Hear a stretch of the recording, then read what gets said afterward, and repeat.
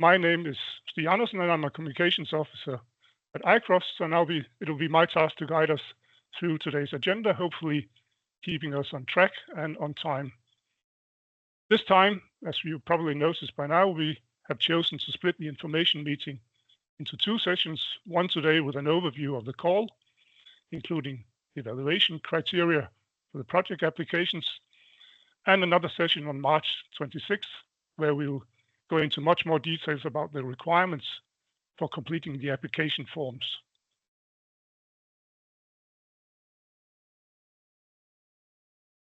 I'm joined today by good colleagues that you see in the photo gallery here to your right.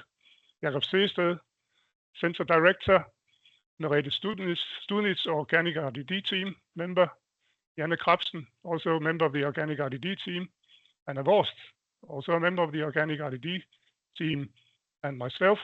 Unfortunately, Malene Jacobsen, who's the Organic RDD coordinator, has had to call in sick today, but we are pretty sure that we'll be able to cover the items that we have set out to cover nevertheless. I should also mention, I think, that we are joined today by Jens Christian E. Olsen from GODP. So in case there are any questions relating to GODP, I will refer to Jens Christian. Yes, so, that's correct. That's correct. Yes, I'm along with you. And please good. Come on. Yeah. Great. Okay, let's have a look at the agenda. Welcome. We are already doing that. The first item will be introduction to ICROS. Who are we and what do we do? And then you will be introduced to the Organic RDD program. Next up, it will be about the application process. And luckily, we then today have a spot where there's a case presented by Joachim Offenberg, the Ant Farm Organic RDD project. And that is in the hope of getting some real life experience and motivation into this session. Joachim Offenberg is a senior scientist at Ecoscience University, Aarhus University, and he's currently the project leader for this Ant Farm project, an Organic RDD 8 project. We'll come back to that. We have inserted a bio break, as you can see, around about midway through the presentations. After that, we will go further into the evaluation process, the criteria, the requirements for the applications, and then obviously the next steps, your next steps. Where do you go from here?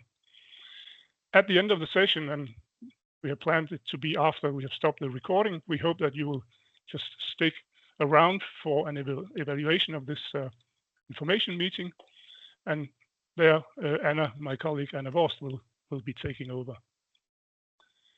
So that's the agenda. And what do we hope to achieve? I guess it's a fair question. We really hope today that by participating, you will get good knowledge about the Organic RDD program, that you will get an understanding of the assessment of applications, how are they assessed. And again, we hope that you get some inspiration to further develop your project ideas.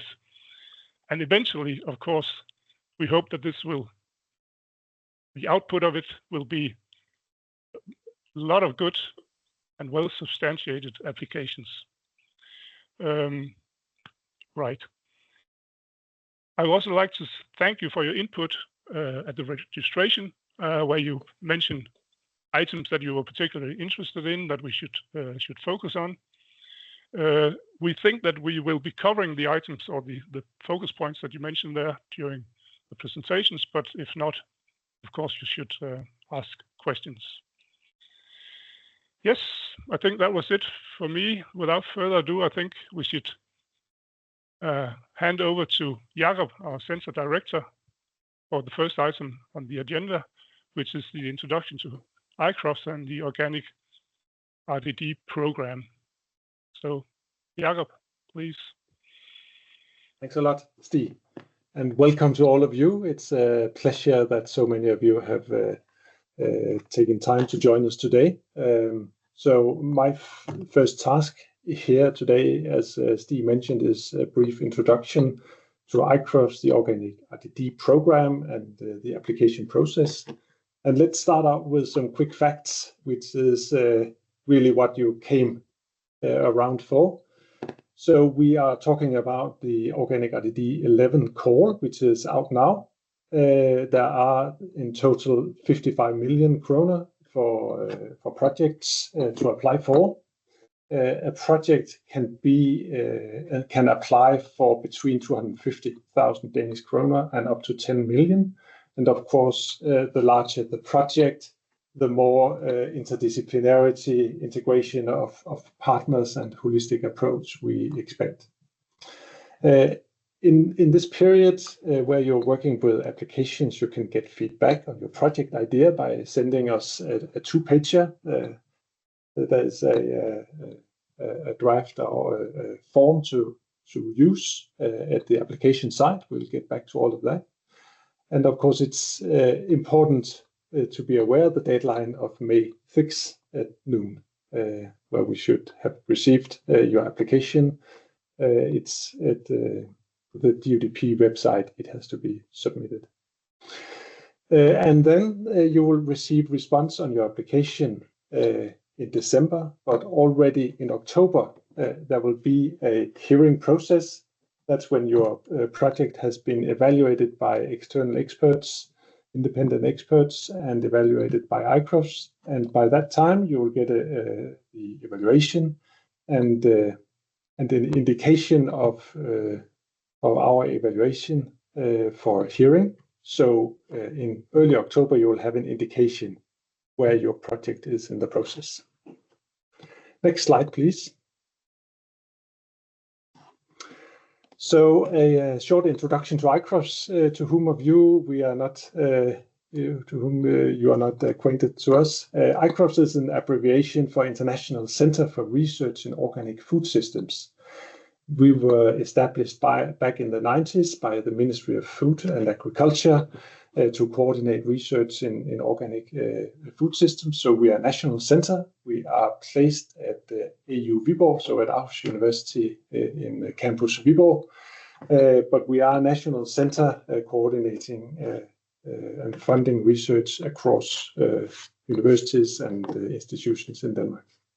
So our mission is to coordinate, to execute, and to disseminate strategic and application-oriented research of high quality, which contributes to the development of a sustainable, market-driven, and a competitive Danish organic sector. Next slide, please. We are, we have a board which is setting the strategic direction for ICROFs. It consists of 13 members with a broad representation. They are appointed by the Minister of Food and Agriculture and Fisheries by prior recommendations from the sector and from other stakeholders. So there are representatives from of course, the sector, so Organic Denmark, Landbrug & Fødevarer, DI, so the industry organization, from consumers organizations, and not least from the universities, where Aarhus University, University of Copenhagen, and DTU is represented, and also the Research Council has a representative. So the board sets out the strategic direction and formulates a research strategy, which is depicted here to your right. It's available both in Danish and in English, and sets also the direction for the Organic RDD program. And then we are a secretariat here at AU Viborg. We are around 10 people, and we are supporting the boards in their activity and implementing ICROF's activities. And one main activity is to coordinate the Organic RDD research program, which we are talking about today. We are also coordinating a European network of funders who fund research in organic food and farming, the Organic Network. And another main activity of ICROS Secretariat is to take part ourselves in projects. Of course, not the projects where we are involved as coordinator, but other larger EU projects mainly, but it could also be national projects and the EU partnerships, where we are taking care of also coordination activities, dissemination activities, and involvement of stakeholders. And then we have a main activity in disseminating research in organic agriculture and food systems, and also supporting the research under the research projects under the research programs in doing so. Next slide, please. So this figure is meant to illustrate the purpose and the main activities on the organic RDD program, where reflections from practice, inputs from society, and the sector leads to a research strategy, which is depicted to your right. And our activity, or the purpose of the organic RDD program, is then to further research and innovation within organic food and farming, and to disseminate that to make a change in practice and implementation in practice, and a real green transition and change and development in the sector.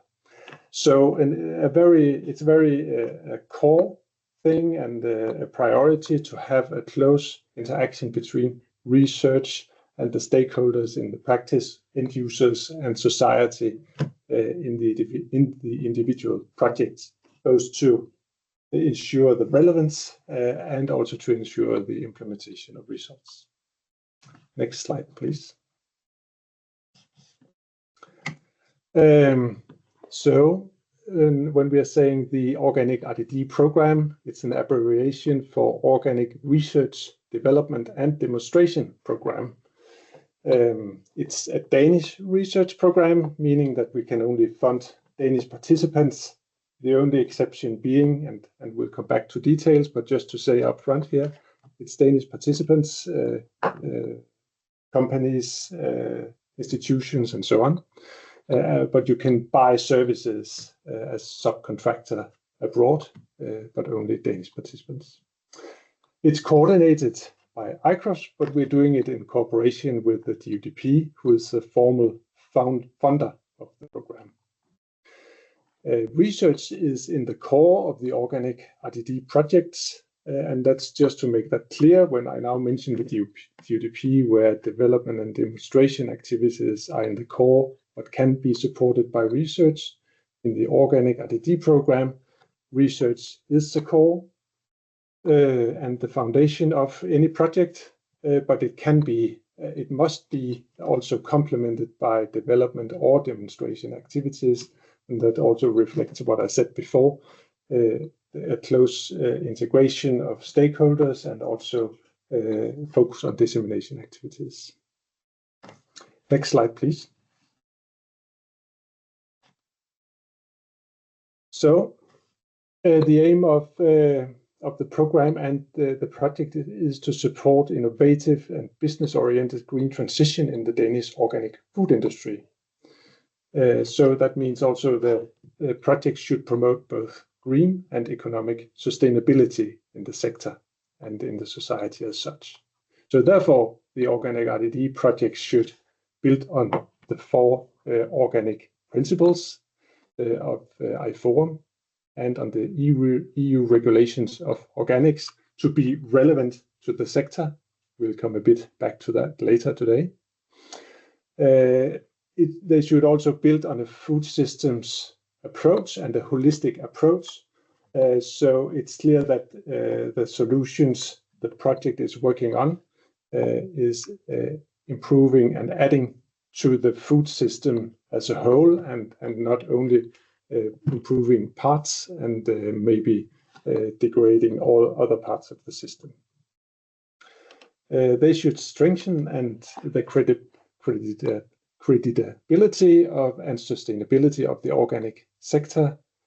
They should include value chain and stakeholders in the project, as mentioned, and they should lead to green and economic effects for the sector and the society. Next slide, please. So I already mentioned that the organic RDD program is unique about research, but there are other research programs. This has a focus on organics, but it's also unique in that you become part of a family of projects really across disciplines and across different parts of the sector, from primary production over processing, retail, consumers, citizens, dietary chains, and all the aspects of the organic food systems. So with the middle triangle, we are trying to illustrate the interaction, but also the synergy between the projects, and that's something we're trying to further in ICROS by the way we are supporting the projects. And also it's unique with the holistic approach, with the broader purpose of contributing to society and to the public goods. So what we do in ICROS Secretariat is to follow the projects closely, to, of course, help to maximize the impact of the project, but also to further the synergy between projects and thereby, with the whole program, further the development and the progress of the organic sector. Next slide, please. So this is my final slide for this section, giving you a brief overview of the process from now. We're having the information meeting now, and the next, where we're going deeper into the application material, is on March 26. And during this period, as mentioned, you can get feedback on your project idea using the two-pager, which we are sending you a link after the meeting.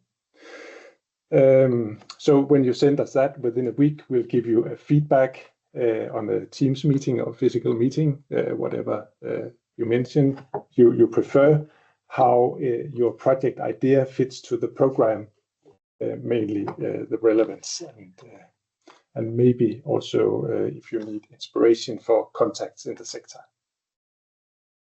Deadline for application is May 6. Then ICROS Secretariat will evaluate the application and coordinate assessment of the research quality of the individual project by 3 independent experts. So there's quite a long process during the summer where experts are appointed, their impartiality is secured, and they have some weeks to evaluate the projects. So now we are reaching September, where the ICROS board is then doing their assessment and prioritization of the projects, and you will in early October get this evaluation and the experts' evaluation in a hearing process, and thereby you get an indication where your project is in the process. This is the prioritization is then sent to the board of UDP, who makes the final decision of which projects to fund, and usually they will follow the prioritization by ICROS board. And that means you could expect to get the final decision communicated in early December. And that could be a project start then from January 1 in 2020 or in 2027, but it could also be a later start. I think that's all for me now. So back to you, Stig. Yeah, and I would ask Anna if you have picked up on any questions or raised hands, or anyone who would like to ask a question relating to what Jakob just talked about. We just received a question in the chat. Maybe Benjamin, would you be okay with just taking the mic and asking the question? Yes, of course. Thank you very much. Yeah, thanks for this information and thanks for putting it in English. I was just wondering, I'm rather new here in Denmark, And if I present an idea in this 2-page pre-proposal, would you give feedback on potential interested parties of the industry or stakeholders who you would think could fit as collaborators? Just because I don't have a big industry or stakeholder network here yet, would this be within your within your tasks, or would you say no, this is clearly my task to find fitting partners from industry? No, it's definitely your task to find interested partners, but we could maybe facilitate this process by indicating relevant stakeholders to contact. We don't have a matchmaking process as such as part of this, but we have many partners in the program and also a very good knowledge of the sector, and both on university and on the industry side. So we could give some indications who could be potential partners, yes. And is it then that I contact you basically via email, concrete, with like a few lines of an idea who you think could fit? Or is it rather via this submitting my idea and waiting for the feedback? Yeah, that would primarily be submitting your 2-pager, and then we could have a short meeting discussing the different aspects. Nice, thanks. Then we have another question. Jamile, would you also? A very easy question. So how many projects do you expect to fund? I know that you have a kind of floating budget style from 2, but so you have experience in past years. So how many projects do you expect to get funded? On average, we are funding 1/3 of the project's application we've had during the past years. So a success rate around 30% we could expect.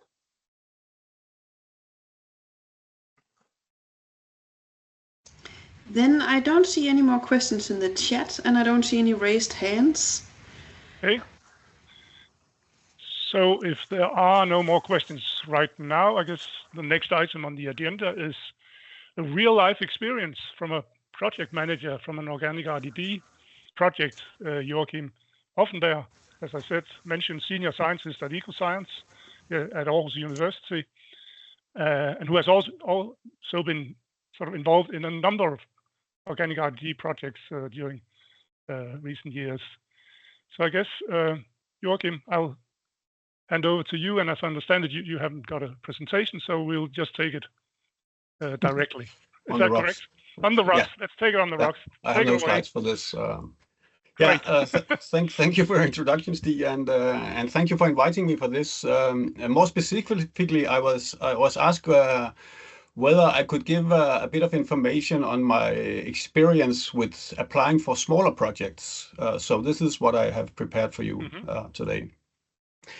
But maybe before starting, just a few words on my background. As you mentioned, I'm a project leader of a project called Ant Farm. So I work with ants. But before I went into the world of eye-crofts, I was working as an entomologist in the tropics, where I realized that ants can be really effective biocontrol agents in some settings. You have ants in tropical settings where they can be more efficient than pesticides and at the same time cheaper to use. So it's a very powerful tool for organic growers, at least in the tropics. So at some point I realized that it would be worthwhile to try to see if we could find Danish ants that could do the same trick in Danish plantations. And this is where I entered the eye-crofts world and also started applying for smaller projects. So as you mentioned, I'm leading Ant Farm right now. An ant farm is a small project between 1 and 2 million and is the latest case of a small succession of small projects. And the objective in Ant Farm is to develop methods so that we can mass produce wood ants and be making it possible for us to offer wood ants as a biocontrol agent in plantation settings in Denmark and in Europe. But of course, it wouldn't make any sense to mass produce wood ants if we didn't know that these ants were actually effective control agents in Danish plantations. So this was addressed in another small project that was running up and ending out into ant farm. So in this second project, we were testing the effectiveness of wood ants and found them effective. And therefore, we now want to mass produce them. But also before we could actually test whether ants were effective in plantations, we had a first project that was assessing whether it was possible to move ants, wood ants from the woods, from the Danish forests, and into plantations to see if they would survive. So this small sequence of 3 small projects has been a sequence where one project depends on a specific outcome from the former project. And I guess this is one of the big benefits of applying for these smaller projects, because, and I guess many of you have been sitting, maybe designing a big project with many work packages and ending up in this dilemma where you have one work package that depends on a specific outcome of another work package. And if you don't see that expectation, then you have a work package that is suddenly not relevant. And this issue and this problem has been addressed by applying for a small sequence of smaller projects. So this is a sequence of those projects that I've been applying for. And then I also, in my previous in my meeting with Anna, we discussed that I also made a small list of benefits and pros and cons of having these small projects rather than big ones. And of course, there's this having solved this problem with work packages that depend on each other has been solved in this case. And also, I think my experience is that when you have this extra time going from one project to another, instead of having all these in the same project in different work packages, when you have them as a sequence of separate projects, you have time to kind of digest the results and then be able to be better prepared for the next step. So the design in the next project would actually be better, I think, after having time to digest. I mean, the opposite situation would be having all these work packages going on at the same time. And then I have a personal feeling on small projects, which is about that I like doing research and I'm less happy about coordination. So personally, I have had more time to do the research part and did not have to spend so much time on coordinating a lot of partners, which I think is also has been helpful for me. I know other people are like coordination a lot. But I like research better. So of course there will also be drawbacks from having these small projects, and one of them is, for example, capacity building. We are lacking capacity building in these projects because we cannot include a PhD student, for example. So in those cases, we need to apply for a bigger project if we want to build capacity within that research theme that we are working on. Another problem that we have faced applying these small projects is that we cannot, as Jakob mentioned in the beginning, the bigger the project, the more you are expected to cover the whole value chain. And of course, with those small projects I have been applying, we have only a small fraction and usually the research part of the value chain. And this is also what we have critique against in our evaluation processes, that we have a very narrow focus. But of course, 1 or 2 millions will end up having a very narrow focus, and it will be, in my case at least, it will usually be biased towards the research part rather than a bias towards the development and demonstration part. So I guess that's more or less my reflections on a series of small projects within ICROFS. But also I would like to say that, or emphasize that that it also the success with this succession of projects, it has actually ended with one of our students, Ida Jensen, having started up a startup company that will implement all the things we have been doing in these projects. But the reason why we have had this success is also because of ICROF's willingness to actually take a case and build upon it. So I guess we have been working on this for 8 or 10 years or something. So this continued support is of course a crucial element if we are applying these smaller projects rather than the big ones. Yeah, I think more or less that's what was my thoughts on this. So if you have any questions or anything, please, could be for ICROFs or from some of the other listeners. Yes. Anyone?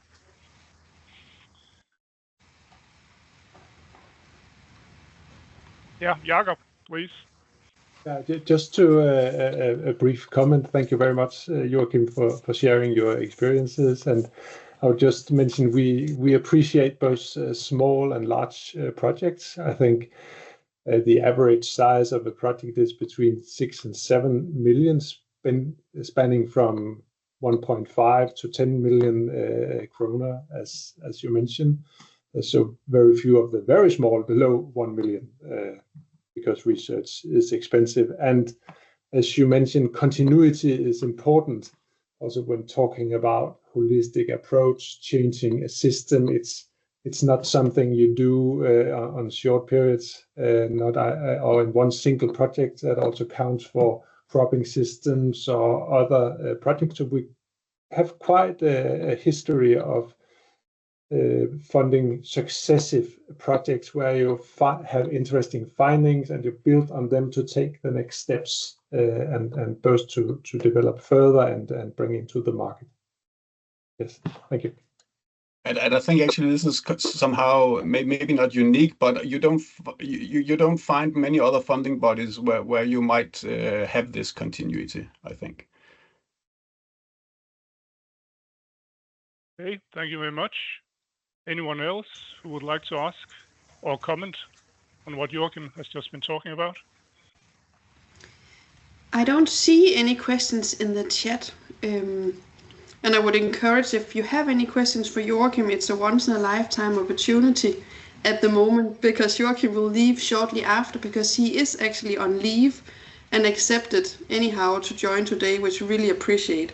So if you have any questions for the real-life applicant, please don't be shy.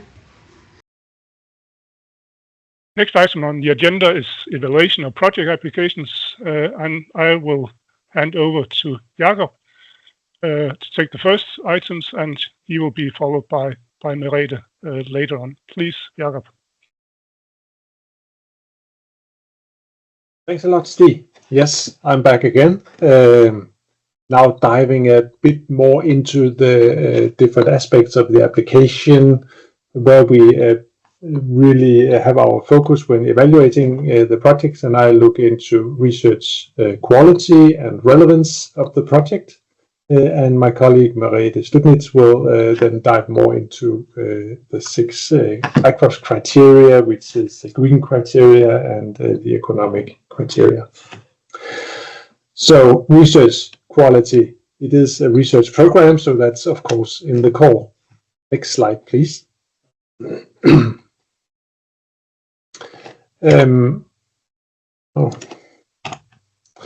So when assessing research quality, that's done by independent experts, usually international experts, identified together with the Innovation Fund Denmark, and they are asked to assess your applications based on 5 success criteria. So first of all, soundness of concept and quality of objectives.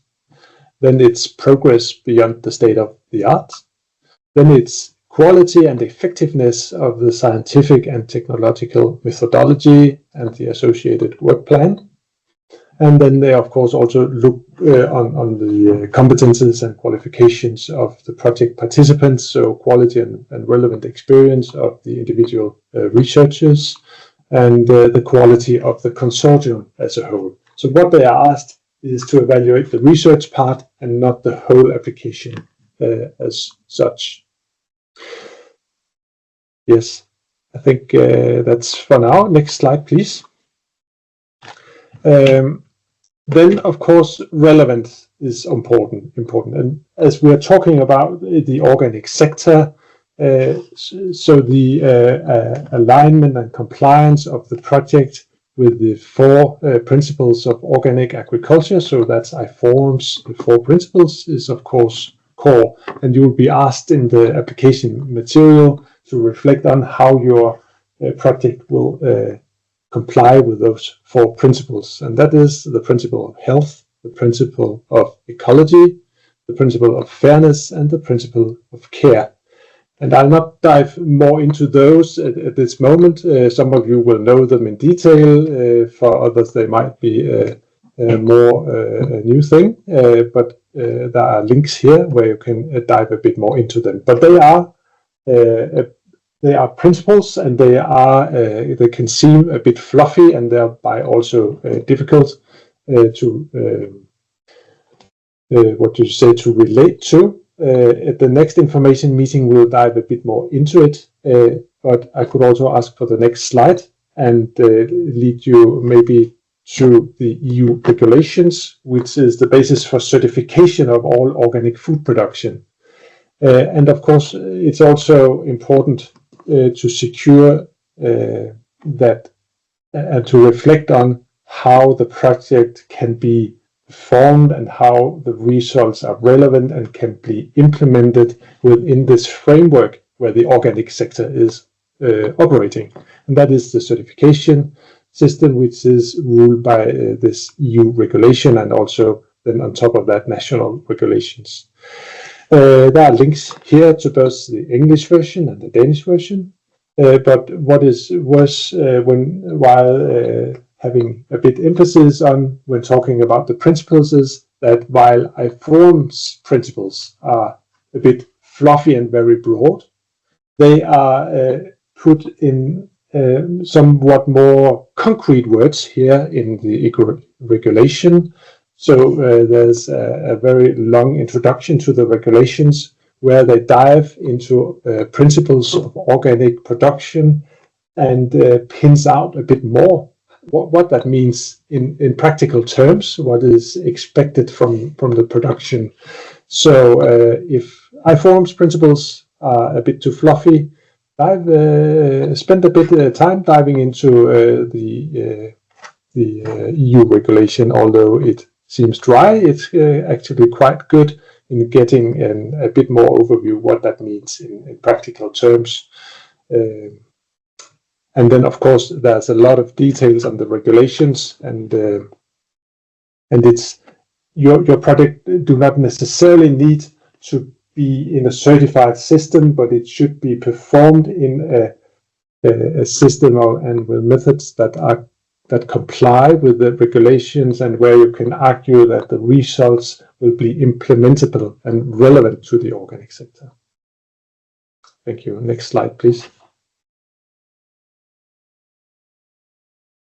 Then, of course, there's also the question of what are the most burning issues for the sector at the moment, and where are the big potentials, and also the big request from society. And right now, we all know it's a green transition with a focus on climate and biodiversity and so on and so forth. And that's where ICROF's board also have a large say in the end. When we have a pile of very good projects, it's of course important that your project points towards the ICROF's research strategy, and that's what I'm talking a bit about on this slide. It's depicted on your right, and it can be found. There's a link there. This is the English version. There's actually also a Danish version available. This research and development strategy has 6 focus areas, being circular bioeconomy, it's climate and environment, it's biodiversity, it's health and welfare, and just to mention, that's actually a very broad focus area covering all the way from soil to crops and plants, animals, and actually also humans. So that's the One Health approach. Then it's reaching out to the organic consumer, here mentioned, of the future. So consumer aspects.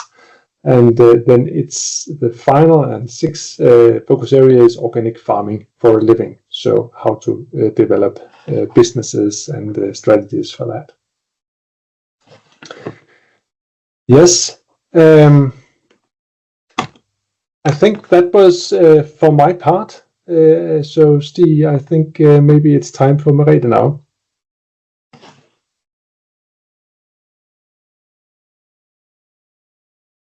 Unless there are any questions already now to what Jakob has just been talking about. Yes, I do. One. So when I saw the call and information given about organic products and green transition, it's all about agriculture, but it was not mentioning explicitly that is a land-based production. And I'm coming from the blue part. I wonder if when you refer to organic production and rules and all the keywords that you mentioned, do you consider also aquaculture into that portfolio or not? Yes, we consider and fund continuously projects within aquaculture, and that could be both fish and algae. So yes, that's within the frame. Right. Any other questions to Jakob's talk right now? If not, I think I'll hand over to Merete Studnitz, who will take it from here. Thank you very much. I would like to add a bit to the question just before. If you go to our homepage, you can see all the projects that we have funded, and there you can also see that we have funded several aquaculture projects, so you can see what kind they are. So I take over here, and Jakob just presented the general requirements that apply to all the projects and the focus areas that where one of them must be addressed. At least one of them must be addressed. The research part is important for all projects, but research cannot stand alone, so the application must also include either development or demonstration or both. And now I will go to the 6 criteria you can see in the spider web. The project must contribute with effect within these 6 criteria. And we have the 3 green criteria. The credibility in relation to the principles of organic farming, the contribution to organic agriculture to public goods, and to resilient systems. And then we have 2 economic criteria indicated in blue. It is project proceeds and further financial impact. And then we have the last criteria, which is the dissemination and involvement of stakeholders. And we have 2 types of projects with different requirements concerning the 6 criteria. So can we go to the next slide, please?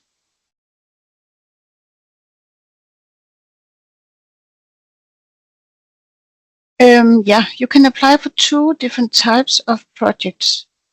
We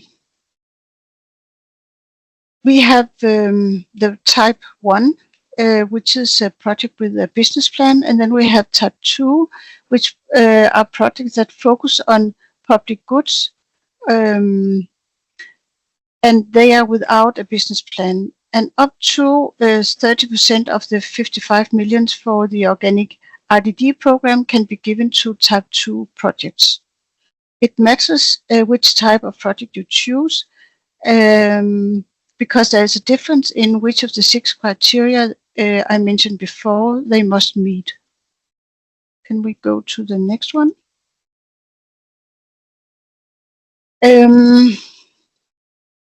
When the application is assessed, emphasis is placed on the project impact within these 6 criteria. And that is the 3 green criteria, the 2 economic criteria, which were indicated in blue, and the last one about dissemination. If you have a type 1 project, those with the business plan, they must have impact on at least one of the green criteria.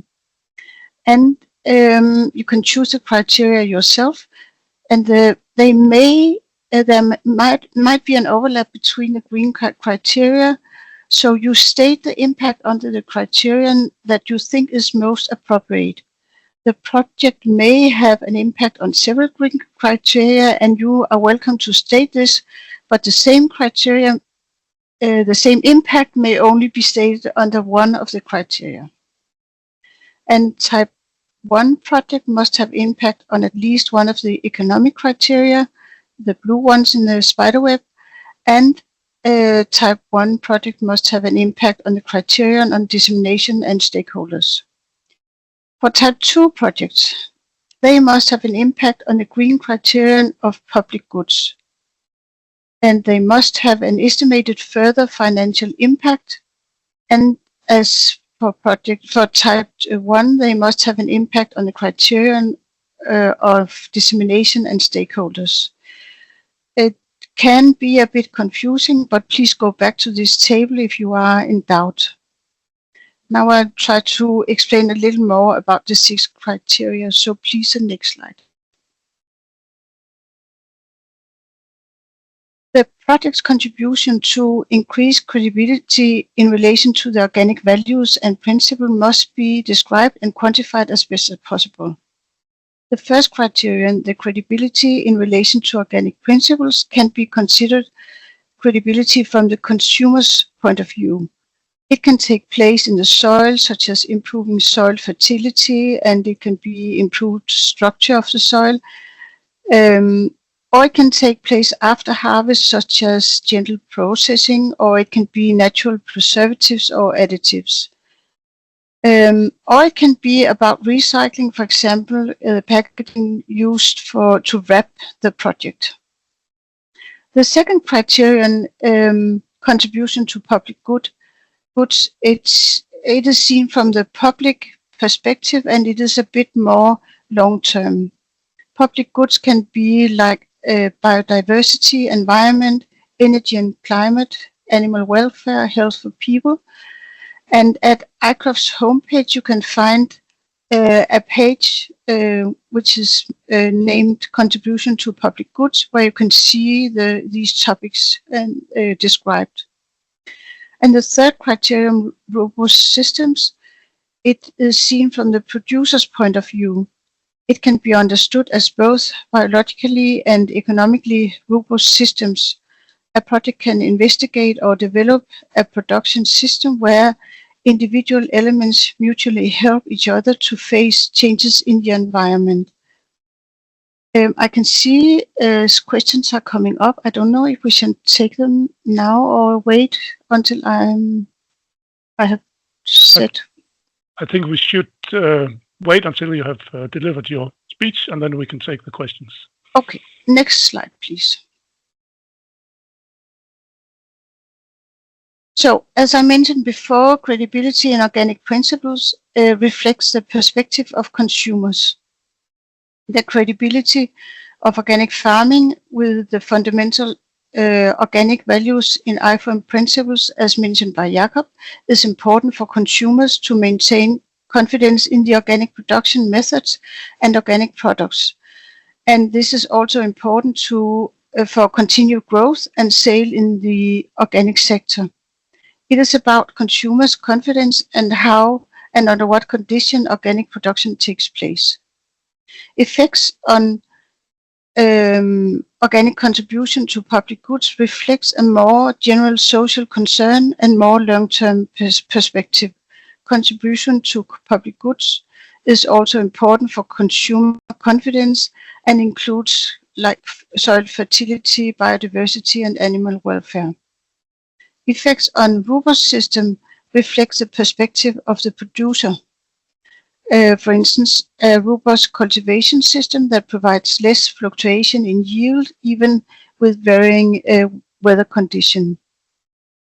The three green criteria can overlap, and they do overlap, and one effect can fall under more than one green criterion.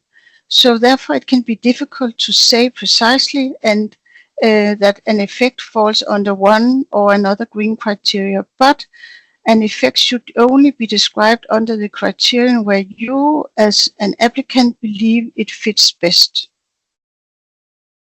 Next slide, please. So for type, now we go to the economic criteria. For type 1 project, those with the business plan must account for either project proceeds or further financial impact. And type 1 projects are welcome to calculate the impact on both project proceeds and further financial impacts.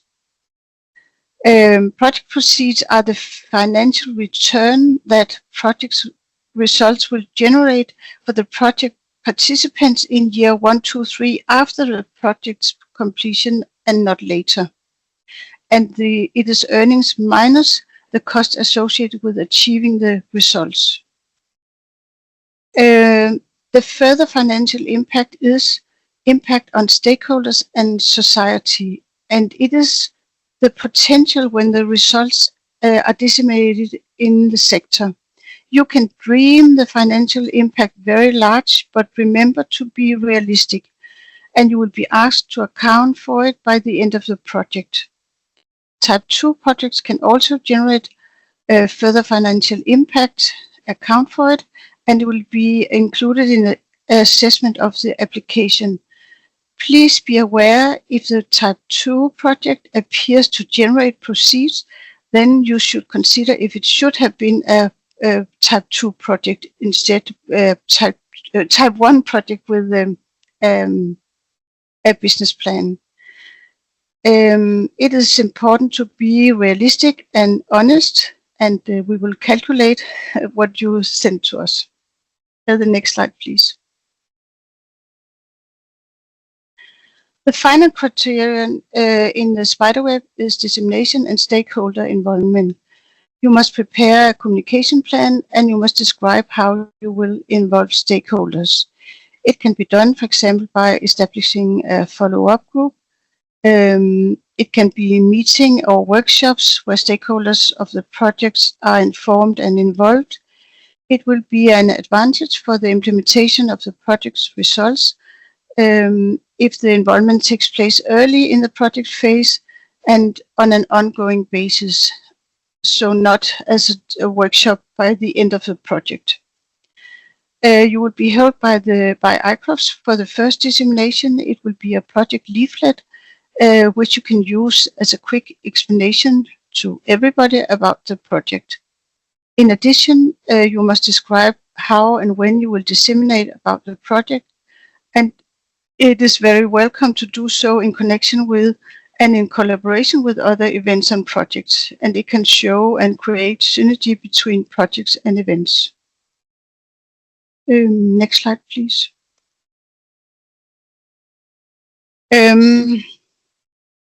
So I think you are asking yourself, can my idea become an Organic 11 project? And already today you can hand in a 2-pager if you want to. And if you hand in a 2-pager, you will get feedback from ICROFS, and we will let you know if it is relevant for your project idea to apply for funds in Organic RDD 11, and we will let you know if your project idea is within the scope of the call and the criteria for selection. And how do you do it? You describe your project in the ICROFS 2-pager template, and you send it to the ICROFS mail. And we will give you oral feedback by a phone call or online meeting, and we aim to provide you the feedback within a week from receiving your 2-pager project description. Next slide, please. On our homepage, you will find the template for the two-pager. And the two-pager include the aim and the research questions, the background and the expected relevance of your idea, the expected results, and the phase of the project, which would be normally the work packages, the dissemination plan of the project, the description of the project leader and involved partners, and the expected budget and project period. I would like to say that maybe you can think that you need to start the project exactly at the 1st of January 26, but you can also already from the beginning say we will start in maybe the 1st of April in 26. Next slide, please. And maybe, Merete, before we go into these ones, maybe we should address the question from the chat, because it's about criteria. So okay. Is that okay with you, Merete? Yeah. Yeah. Henning, would you please take the mic and formulate your question? Okay. Sorry, I'm not familiar with this call here, so I wonder whether there are some basic eligibility criteria for the lead applicants. I know that there are some funds that require minimum size of a company or a certain number of staff. Okay. Is there any requirement to the consortia? Can it be a one company project, or do you require any partners? Is there any special requirements to subcontractors or knowledge providers? It is important that it is a research program. So you need a research in a program, but you also need either development or a demonstration. So you need a researcher part and a development or a demonstration part. But within this you can choose yourself. And so it is very important to describe that the participant in the project can deliver what you promise to deliver in the project. But I think your question here is a good question to discuss in a two-pager. So if you can formulate your idea and maybe propose who you want to include in your project, we can see if it is what you need. Okay, thank you. And you shouldn't apologize, Henning, for not knowing the program. That's exactly why we have this info meeting. So we are happy that you're here. Yeah. Maybe I could add, if that's okay. Yeah. Mm-hmm. Sure. Because you also asked about if there were requirements for eligibility of applicants. So applicants can be both a private company with a Danish CVR number, or it can be a research institution. It doesn't need to be a collaborative project, but it could be difficult to fulfill all requirements without being a collaborative project with more partners. And also there are different funding rates if you are a collaborative project or if you are just a single applicant.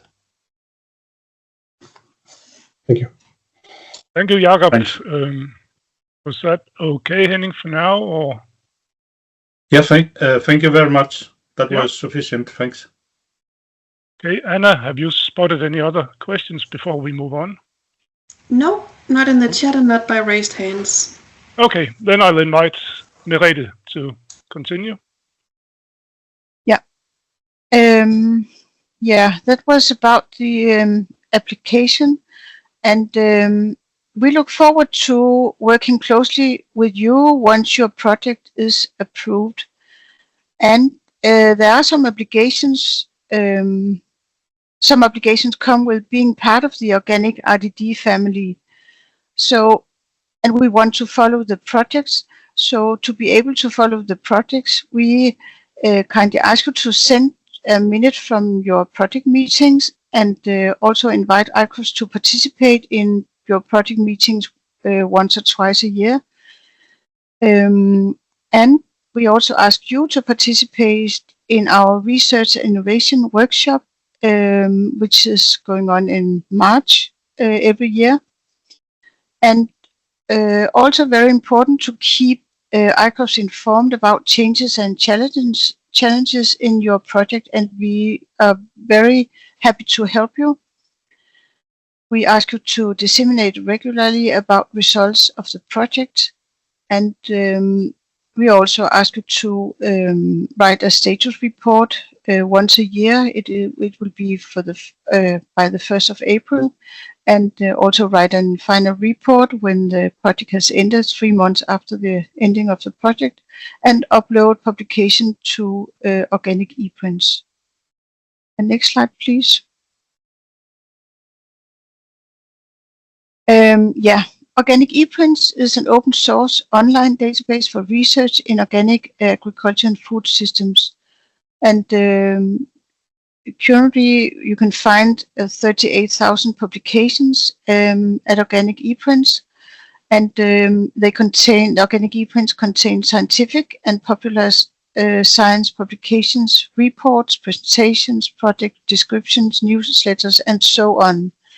And each publication has a short summary with information about the authors and contacts about what is in the publication and if it is peer-reviewed.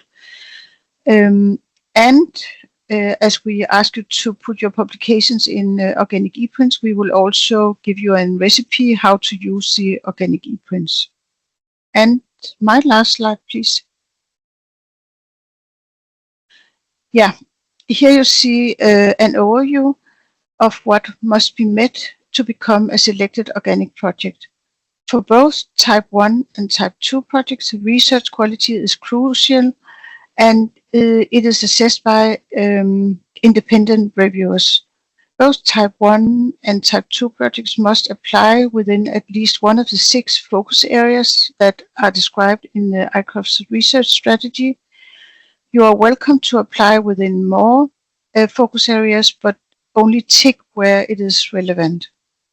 For the green criteria, type 2 must have an effect on public goods and may have on the other 2 green criteria if relevant.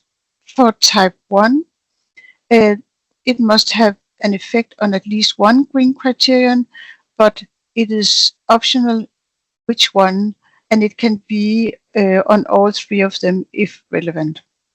For the economic criteria, type 2 must estimate further financial impact, and be careful if you find project proceeds.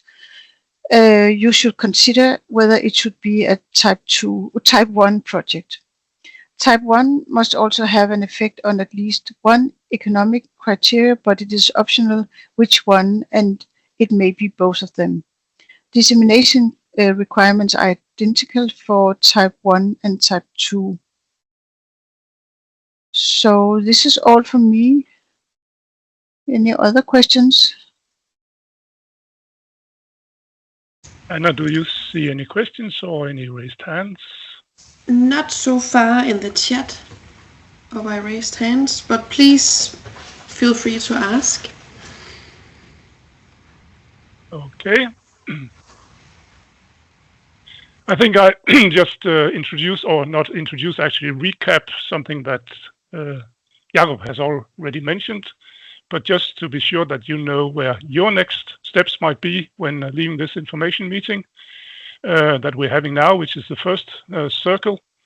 No, that's the second info meeting, sorry, where we hope to see many of you again, where, as I mentioned, we will delve much more into the details of the application material. That will be on March 26th, same time. Again, as we mentioned, the possibility to get a feedback on your project idea via this 2-pager that we have talked about, a number of times now, and not least the deadline for applications on May 6th, noon. Again, as Jakob mentioned, there's a hearing process with the indication of whether or not you or how your possibilities are of being selected. And then finally in December this year, you will know if your project has been allocated funds. And again, as mentioned a couple of times, that your project may start already then on January 1st, 26. Again, info meeting, 26th of March. Please join us. Hear much more about all the details about the application material. You'll be walked step by step through them so that you are well equipped to fill them out. And again, I hope to see you there again. And I think we have now come to the final slide before evaluation of this meeting, where if there are any questions that we haven't covered so far, feel free to ask. And Jens has a raised hand. Please go ahead, Jens. Well, yes.